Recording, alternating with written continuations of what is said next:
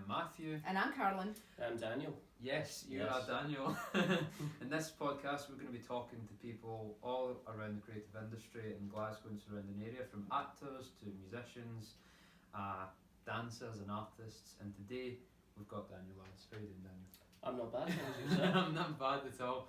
It's been a little while since we've seen each other. Yeah, a good few years. It has. Back in open mic days. Back in open mic, long before COVID actually. Yes, very long. When did you two? Well, let's start before we skip ahead. Abandoned script. That's cool. Daniel, why don't you introduce yourself and tell us what you do? So my name is Daniel Lads. I'm a percussive fingerstyle guitarist. So the moral of the story is I beat the shit out of my guitar. That's the way I like to explain it to people. But yeah, just a musician. I work a day job as well, so it's quite hard to fit them in with each other. But there is ways you can make it work, essentially. Good stuff. So what is your day job? So my day job is, can't talk too much about it, but essentially I'm just in a call centre. So cool. I talk to people on the phone and I have great fun doing it. I assure you, it's amazing. Yeah. Nice one. So obviously we can kind of jump into how we all met each other. So we met at an open mic night, and I remember it fondly because I crashed one of your performances. Did you do it deliberately? Just batter into the room? I was like 2016. It was was, it? yeah, That it was, far back? It was a while ago. Wow, I think I think it years. was, no, it wouldn't have been 8 years ago. I think No, it was no, when it I was couldn't about have been. 19, so that's 5, I think. right. So I wasn't in uni yet. I would still have been at college. It was 5 years. 5 years, Because that it sounds was about before right. COVID, and there was a solid year where everything else. So that's where we went. I remember, so I went to this open mic night, my pal Paul Mullen, he's Yeah. also the busker. We all just went along, I was like, let's do it, fuck it. And I'm on there playing, it's my turn, and then out of nowhere I'm like, what's that noise? it's like one of those like wedding crashers that looks at now the waitresses that tries, it's like he just walks through the door, starts playing sax. I remember. fuck are you? I remember the song. It was Old Town Road. Oh, that was it, oh god. And I'd get I pictures for playing that waited because I really thought, you know what, it sounds good, so I'll give him that. I'll give him that. Before it interrupts him. And then it was the second chorus, because there wasn't much longer of the song to go, I remember. And then I came in for like the last chorus, and you were like, whoa, with that. And I'm glad you did that, because like you could have just stopped. I And I was so okay, you've got to keep the jam going, that's it. Exactly, yeah. And that's when I knew this guy's a player. Oh, stop it, Yeah. yeah. So how did you guys meet? It was Paul Mullen, Weird Connection. Paul Mullen had posted a video of Dan on his story. I think he'd shared the Sweet Child of Mine 2 guitar version or something else. Maybe, I don't know, I can't actually remember what it was, but it was through Paul, I remember. And I had liked the video, and then afterwards I only follow people on Instagram that I record, because I just don't have space in that kind of Buskers of Glasgow Instagram, you know, for people that, you know, that's what it's for, that's what the focus is. So I follow people that I record, and Daniel was one of the few people that I followed that I hadn't recorded, and then one day he messaged me and says I'm going to be busking, and I'm like, right, I am walking out of my work to go and film this guy, because I'd been She was stalking me on social media. I know, I'd already she just had to do it. exactly, I'd already been following you for about 6 months at that point, and I was really very excited to meet you in person. So and when we met, we got on like a house on fire right away. She's what I call my street mum now. Street mum, I know. Yeah, so you've always been self-taught, haven't you? Yeah. You never really did the conventional route. You were always Not kind of, I'm going to do my thing. You were quite rogue in your learning. I was very rogue. Music theory, that's my opinion on it. You did meet your music teacher once though. Yeah. So it's not that they didn't help, obviously. Like, music, it was useful in school, but the thing I didn't like about it, you're probably saying it's like most schools in Scotland, they just give you these same songs that you have to learn, and you'll go into your next year doing like a higher grade of that same music, and then they give you the same song again. So it's like you're just learning all these crappy overplayed songs. You just want to, honestly, it's just numbing having to listen to it. I think as well, with a lot of the teachers as well, you're just a number. Literally, And so yeah. that I always found as if it's, in hindsight, you can kind of understand but like in terms of actually helping your career, it's not very good because they just want a class, control the class for the period. They have to and do a then job they- at the end of the day. That's you know, it. so. But that's kind of the way to do it because most of the successful musicians I know are the ones that did it themselves. Yeah. I feel like this is something you can't teach. That's when I went you know. rogue, kind of, when I Yeah. was in 6th year doing advanced higher music, so I didn't actually do the full like course, essentially. I only did units of it, so just the performance part of it. In like composition, I didn't really want to do that, but you know, I had to. But instead of doing all that cliche, stereotypical music they give you, I was able to like do my own arrangements and make my own sheet music, which somehow, I don't know how, but I learned how to do it. And I ended up doing that for my exams and ended up getting like a really good grade in it, like Great. A-band 1 I'm pretty sure, Fantastic. so it was good. Yeah, that's great stuff. Okay. So, sorry, I've just realised I was wondering if there was. She doesn't understand all this music chat. No, I know Blowing me. it's true.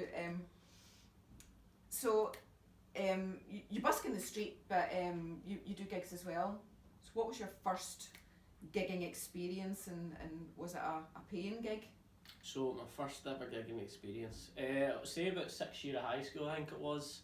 So there was this, I think it was called Battle of the Bands or something. Oh, I know that. It was in that. It was in Hamilton in the town Yeah, hall.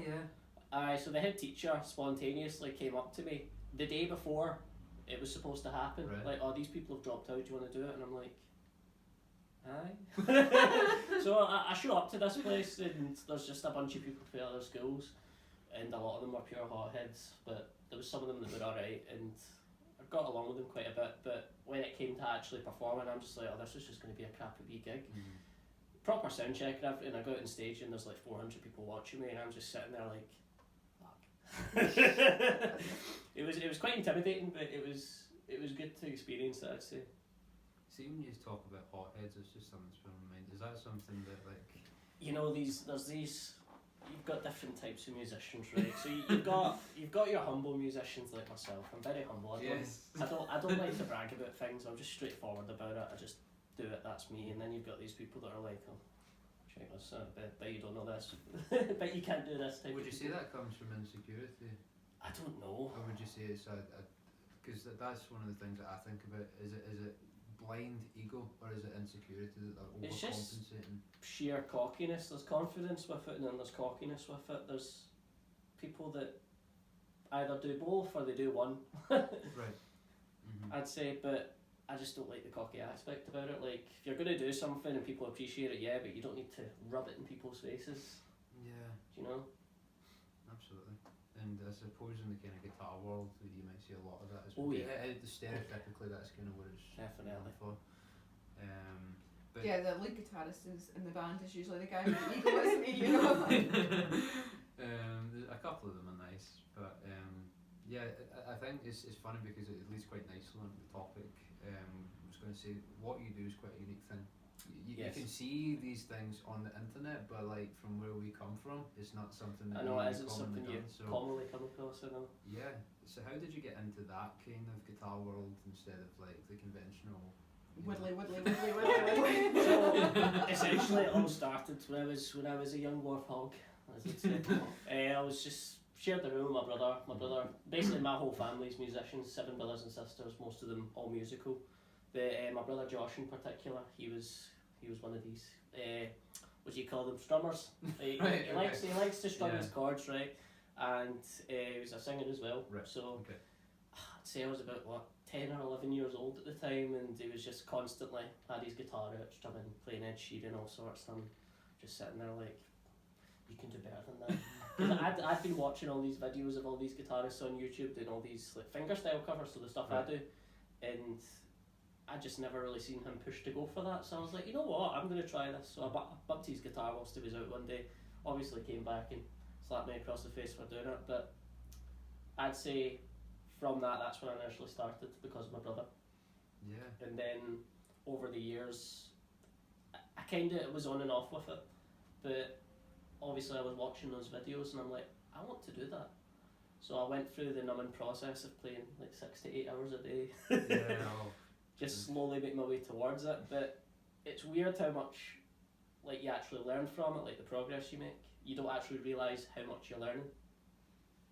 because it's a very, very slow thing. It's a bit like, you know, I had pizza last night for dinner, and if you look at it, you can't see any changes, but every 5 minutes or so you come back and you're like, it looks a bit more ready. You know what I mean? And I know it might seem like a weird analogy, but it's a bit like practice in a way that you can't see it over the day. It's like over weeks at times. You're actually doing it. You're like, oh, okay, I can play this. That's the thing, because like as the years go by with it, you're like, this is the best I'm ever going to get, and then you'll be sitting there a year later like, okay, I can play 2 guitars at the same time now. Yeah, that's another thing. Yeah. I mean, obviously it's the street sound thing that you guys have done, and I've seen it a few times. You had the 2 guitars, so what was that event like? Yeah, so basically the whole 2 guitar idea, so there's this guitarist, my absolute idol, he goes by the name of Luca Stricagnoli, he's Italian, so you have to say it like that, but he does the same, Luca Stricagnoli. Say that. I'm not gonna try. Yeah, it took me a while to get the twang for it. Yeah. But he does fingerstyle guitar as well, but he kind of thinks outside the box with it. So, for example, I don't know if you guys can see this, but he came up with this invention, it's called a guitar ring. So, with fingerstyle guitar, you do percussion as well. So, essentially, the point of this style is to make your guitar the whole band. So, you're not only playing the strings, but you're also using the guitar as a drum kit. So, you use your wrist for like a kick drum, the side of your thumb for a snare, you slap the string for a hi-hat. But with this, it's made of ceramic, so you can hit the guitar with this and it makes like a really defined snare noise. So he came up with things like this, and also the second guitar, which I was actually only supposed to talk about. It's kind of like a harp, so it consists of just high-pitched strings. Right. So you could be up here on this hand, just playing a bass line, just doing hammer-ons, and then on the other hand, you've got 6 strings tuned to a scale. It's a lot to explain. But essentially you play the vocal melody on that second guitar. Right, cool. That's amazing. It's one of these things you have to see to get your head around it, to really I understand have to it. admit, Daniel's Sweet Child of Mine on 2 guitars is one of my favourites as well, and he's sick of playing it. Yeah, I'm very sick of playing it. Really? Yeah. See, when you busk, right, obviously you've busked before, but when you're busking consistently and you're doing the same set list of songs over and over and over again, you just feel boring and you're kind of sick of it. Well, see, that's the thing, it's maybe boring for you because you've heard it a lot, but it's not boring for the audience because they've walked past, they've only walked past for one song. That's the thing as well, see, because it's like so unique, like the way you play it, and it's quite complex learning it. It's like, obviously, I'm not saying it isn't difficult for them, but people who sing and just play chords on their guitar, it's easy for them to like learn songs because most chords are just the same. Right. Like, you know what they are, that's it. But with every song, with this style, you're playing every single note in the song. You're playing the drums, you're playing the bass line, you're playing the lead guitar, the vocal melody, all on one guitar. So it's trying to... I don't know how you do it. I don't know, it just happens, mate. It just comes to you. How do you actually, okay, so say you're going to learn a new song, how do you kind of approach that? And I know it might sound like... If I had a guitar here, it might sound like a really naive question, but like, for a lot of people they'd say, oh well, I'd learn the chords first and then I'd learn the thing, but like, you're doing everything at once, so how on earth do you navigate that? So, to make it easier, so obviously on acoustic guitar you've got standard tuning, which I hate, by the way. Right. So that's basically what everyone starts in. So as I progressed, I discovered open tunings. So basically, I could go into it a lot, but I'm not going to. But you essentially tune the strings differently to make it easier to play. So let's say you're playing standard tuning, you've got all these awkward chord shapes, bar chords and stuff. But with open tunings, you can make it so all you have to do is strum open strings and that's you've got a chord. Right. All you have to do is fret 1, you've got a chord the next step up. Okay. Type of thing. So that's the type of guitar tunings I use, and from that it just makes it a lot easier as well. So you'd start by like learning the bass line, then you'd learn like the lead guitar, and then you try to put the vocal melody into that as well. So like the notes the singer's singing, and then add the percussion.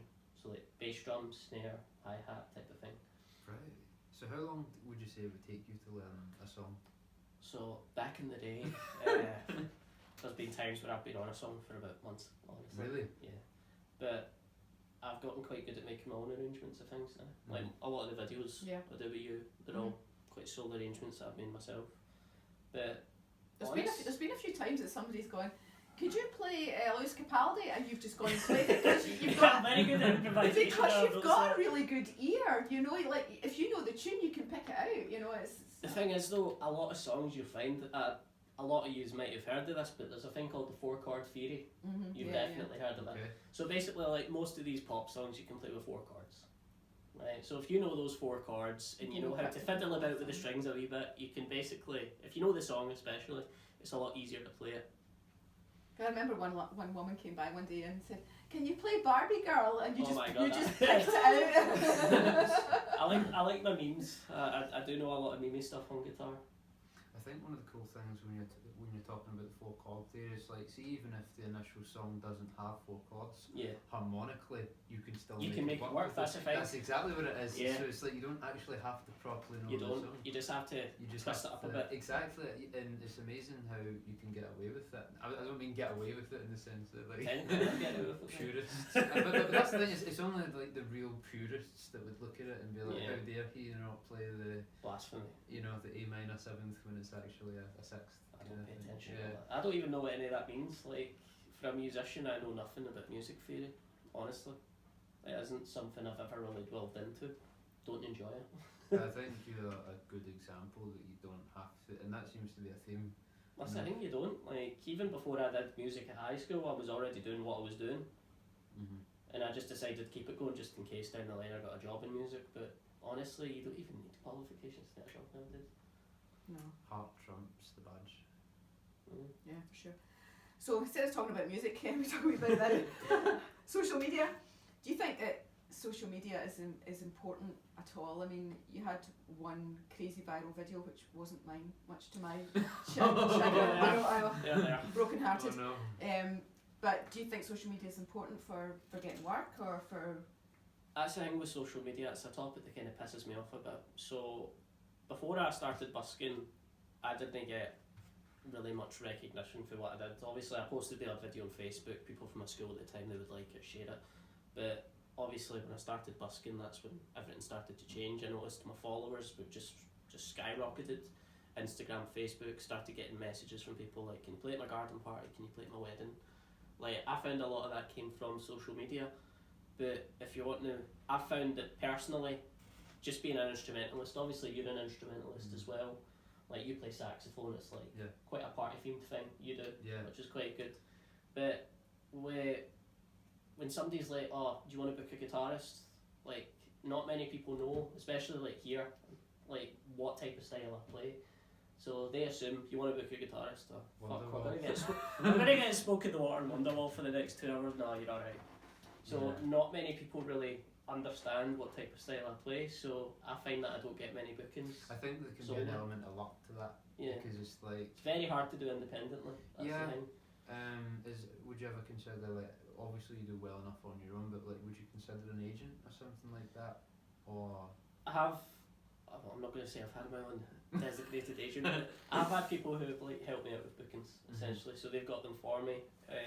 Like things like weddings and stuff, I tend to get them myself. Just from people messaging me. But obviously, Carolyn has been my God and saviour. She has got me lots of work through the page without even trying. All she's had to do is post a video, and it's just came to.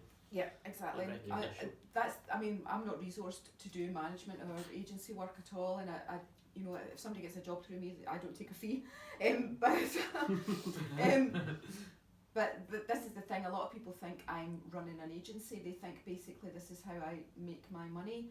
I don't make my money from this. I don't make it. I work for the NHS. I don't need to make money from Buskers of Glasgow. But people will often contact me and say, like, "I run this venue. Can you get me a whole load of musicians to play on evenings?" And I'm like, "No, I'm sorry. I'm just not resourced to do that." People just think you're a pimp for Buskers. They basically. absolutely do. Can you get me people to film a restaurant every night of the week? And I'm like, "No."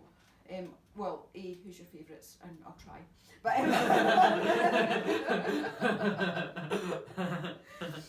so yeah, I say I won't do it, and then I go ahead and do it. Yeah, I know. It's absolutely. Well, I don't think there's anything wrong with that as such, though. Like, not really. See, at the end of the day, it does benefit us, but at the end of the day, it's like you shouldn't be having to. I know it's not your job. You've already got a job. I know it's work for me. sometimes I quite enjoy it. That's why I always say, like, let me know how it goes, because I want to know how the story ends, you know. Or what will happen is you'll say, oh, do you want this book? And someone messages me, and you're like, oh, can I come along? Well, Yeah. I do like to come along. I like to promote She's things. very supportive. Oh, I yes, like to yes. promote things that I'm involved in, and I like to show up to things. Even I'm if she's the invited only to, one you know. there, which I assure you there has been. It sometimes happens, you know. I do like to be invited, and I don't go anywhere if I'm not invited. So, so do you want to tell us something that not many people know about you?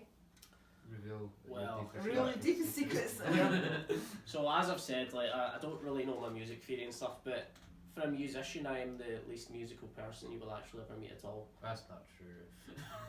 I know, like it doesn't sound true, but essentially, like I don't know how to explain it. So the way I look at it is, when I'm learning guitar, obviously I do enjoy it, right? But there's a specific genre of songs you need to learn, especially when you're busking and things like that. You need to learn specific songs that people know, because let's say you're sitting there on the street playing something you've wrote, like you're not really going to spark people's attention. That's the sad reality of it. Like you have to learn like mainstream things. So I found myself locked in this like ever-ending loop of just learning stereotypical cover songs that people will listen to, and it's quite toxic in a sense, because you're not really learning stuff you enjoy. It also puts you into this weird mentality when you're busking, like you're doing busking obviously to make money, to make an income. So you're kind of forced to learn these songs. And just in general, like I don't listen to music at all. Like, you know, you have these people walking down the street with their AirPods in. I don't even own a set of AirPods or headphones or anything. That's it. I only learn stuff if I'm going to play it on guitar. Like I listen to stuff if I'm going to. Well, the number of times someone's tried to have a conversation about music with Daniel, and he's gone, I don't listen to music. We're all like, what? Yeah, so I have this thing when I'm busking, you'll have there's different types of people that come up to you in the street. All right, there's people who are like, you know what, that was amazing. Here's my money. Thank you. Goodbye. Have a good day. You're my favourite. I like you. You're a good guy. And then you have the wanks, right? So these are the people that not that I don't like them. I appreciate them obviously listening and stuff. But you have these people that come up to you and they're like, oh, well, you know, I used to tour the country. I've toured that country. I've toured this country. I've played with this band, supported that band. Have you ever heard of this artist? Blah blah blah. And they just go on and on about it. And I have this thing when this happens where I just go, aye. That's the best Aye. thing to do. I just say aye profusely for the next 10 minutes until they go away. Just trying to be as polite as I can. I think one of the things that they don't understand in that context is you're trying to make money. I'm trying to make money. If they're talking to you, you're kind of losing out on people. That could there has been times where I've been like, listen mate, I'm not going to lie. Please go away.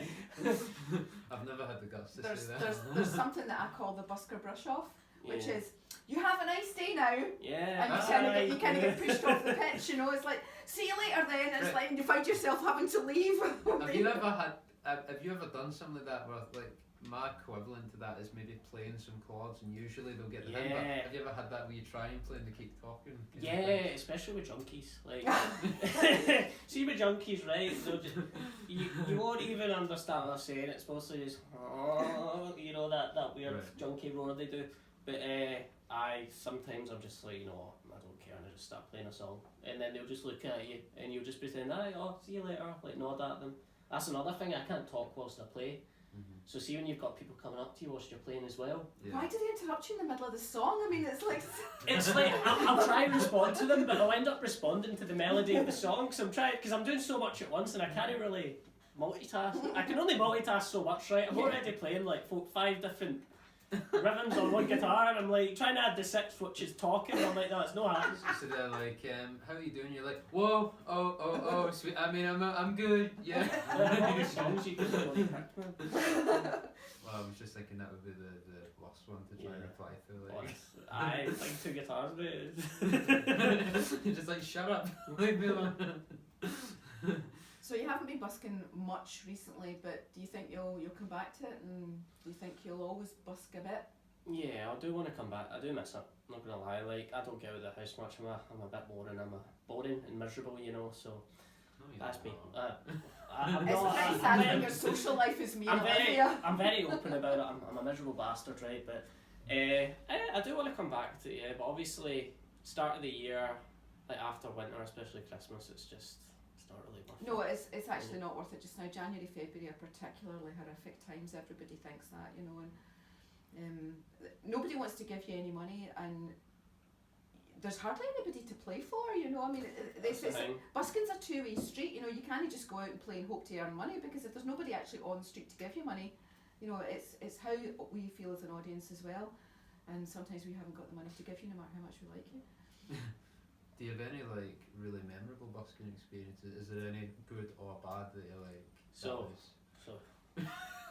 here we go. You've heard this story already. You know this story. But so this, I think it was the first street sound gig, I think it was, that I did. It was the day before that I went out busking. So I'm there busking outside TGI. It's not my favourite spot, but I was busking there anyway. And about 2 hours in, there was this wee old man, nice wee innocent old man. He looked like a lovely wee old man. He was sitting on a bench. So he was there for about 2 hours watching me, and he's giving me the odd stare every now and then, like prolonged stares, like eye hawking me, and I'm like, okay, he's just enjoying it. So about 20 minutes after that 2 hours, he just walks by, doesn't say a word. He just looks me in the eye and goes, and drops this wallet into my case, and I'm like, not an actual wallet with money, right? Like a plastic wallet, like not the see-through one. So I'm like, okay. So about 10 minutes later, I take a wee break and I look in this wallet, and it's a CD wallet inside it full of CDs, and I'm like, alright. And there was £20 in there as well, and I'm like, oh, cheers. So I went home that night, and I'm like, okay, I've been given CDs and I've been given £20. Surely there isn't anything bad on these CDs. So just to be on the safe side, I feel like an old laptop, you know, just in case there's some sort of ransomware on this, a virus or something. And I'm sitting there loading up the files. They're just called 1, 2, 3, 4, 5, 6, 7, 8, 9, 10. I'm like, okay. And I open up the first audio file, and I shit you not, straight off the bat, this is just like hate crime Nazi propaganda that was on these CDs. So I can't even explain some of the stuff that was on this. I didn't previously listen to the whole thing, but I wonder why I gave you that in the first place. I don't know. It was like, This is not the first. Daniel's not the first victim of this yeah, person. definitely not. It's happened to some of the others as well. This is not the first time I'd even heard this. Yeah, but I remember, was it the next day we went in for the street sound gig? I don't know if you were there at the time during the sound check, but I was telling the story to the sound guy, and I still had the CD wallet. Like, I put it back in my guitar bag. He was like, "Nah, you're talking shite, mate." And I gave it to him, and he bloody played it over the sound system. Oh, no. There was nobody in the venue. There was nobody in the venue. That's nice. It was interesting, and let's just say those CDs ended up smashed in the bin. Well, it sounds like that's the best place for them that they could have gone. Memorable experience. Yeah. Can you remember the first song that you ever learnt to play?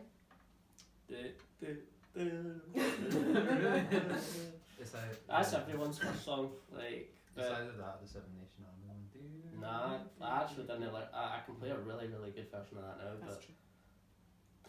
no, I actually didn't learn that for like a few years until after. Like, I've learned like 4 different versions of it. That's the thing. It's very weird. Like, as you get better, you learn different ways to play it. But What's your most successful busking song in the street? Because I know what I think it is, apart from Sweet Child of Mine, which is always brings the house down.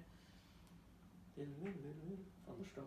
Oh yeah, that's good. That's another one that I like it. Right, it's a good song. I like AC/DC, but obviously there's a Bible of overplayed because songs in general that shouldn't be played on guitar too much. But when you do like a song like that on an acoustic guitar and you add all the percussion and stuff, it's quite impressive. Not to be cocky, but it's one of these things that you don't see often. Yeah.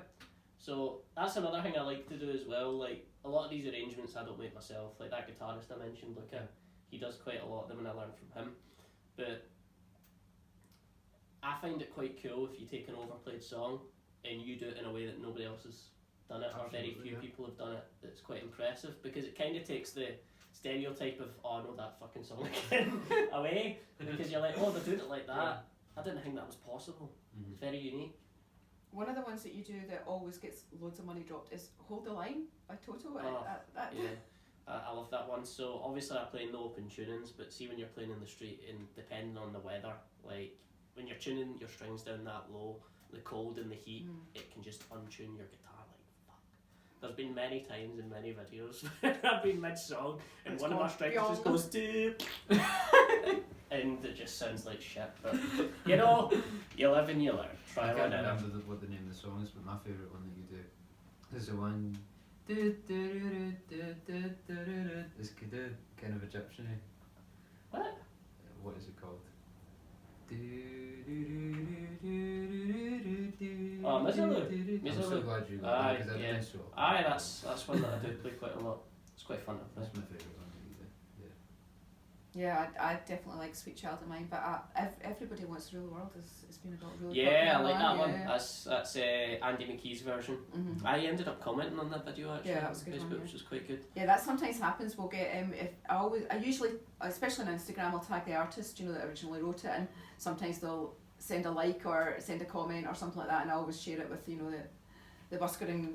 It's quite exciting, especially. Well, there's been a few times, like the guy that wrote all the Disney music. Do you remember when I did that Beauty and Alan the Beast? Menken. Yeah. No that's way, right. yeah. Yeah. Comment on that. Alan Menken has Yeah. helped me play guitar. That is That's insane. right. Yeah, Exactly. so wet dream and a half right there.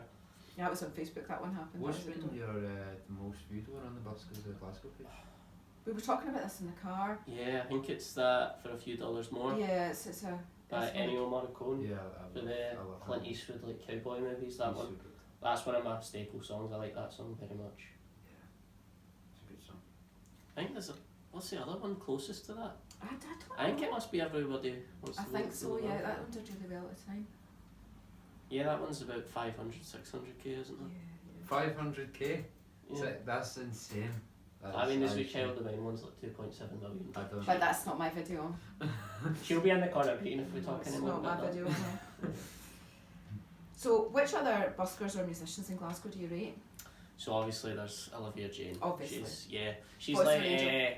so obviously she told the story in the last episode, essentially how we met and stuff. But I kind of feel like our big brother in a sense. Yeah, Like, Street Brother. yeah, That's nice. showed her like the basics of busking and stuff, which was quite nice. We Good sat stuff. for hours talking about it, and it's just good pal, honestly. And you've got people like Maria Magaviti as well. Yeah, you went to Edinburgh with Aye, me, we did the yeah. Edinburgh Fringe together for a day. What was it, 2 days? I can't even remember, it's been that long. So forgetful. Matthew Gibb, Laurie, all those type of people, love them. And obviously, Chris the Balloon Man. Oh, Our Chris street the Balloon Man, bodyguard. yeah, yes. Yeah, He's came up a few times. yeah, he's a notorious figure. On Chris. That's the thing about Chris. Chris has got the most viewed video on Buskers of Glasgow. Yeah, In fact, really? he's got the top 2 most viewed videos on Buskers of Glasgow. So when somebody says who's your most popular busker, it's Chris the Balloon Man. We'll have to talk to him. We'll have to bring him in and get him to do The balloons. episode will just be him making balloons. That's brilliant. Well, it's been very insightful. It's been a very fun conversation. What are your main platforms where people can find you? So I'm on Facebook, Instagram mainly, and YouTube. So Instagram just Daniel_Lads, LADDS, and Facebook Daniel Lads Guitar. Same with YouTube. Nice. Are you on TikTok at all? I'm on TikTok, but You don't post anything there, do you? I just it's one of those things I just post on as an extra. Right. But that's just just Daniel Lads. Brilliant. That's me. Well, it's been super fun. It's been a pleasure. man. Yes, it has. That's my wee street mum. I know, Street Lane. I know. Brilliant. Well, thanks a million, guys, and we'll see you next time. Thank you very much. Thank you very much.